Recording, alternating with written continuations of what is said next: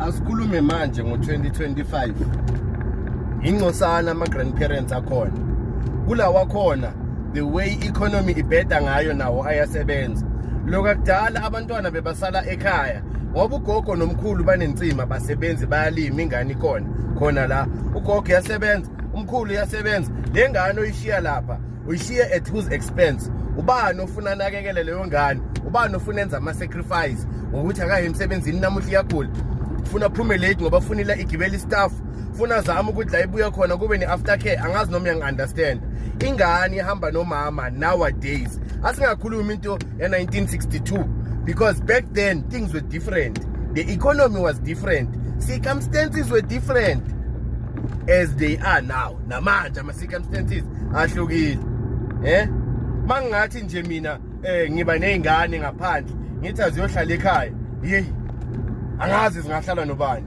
ngoba akekho umuntu osekhaya kuyasetshenzwa lapha uma uyasebenza uba uyasebenza. You understand?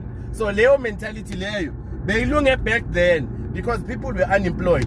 People nowadays got careers to chase. You understand? So ubani lo ozokwenza ama-sacrifices kweyakhe i-career ukuze azosala ney'ngane zakho ozithole komunye umuntu. Yingakho ngithi iy'ngane zakho uzohamba nazo kulo muntu othi uyakuthatha uzokuthatha nazo iy'ngane zakho ukuze kuzoba yingane zenu, your kids, not his, not hers, but your kids. Ngazi noma uyangibamba.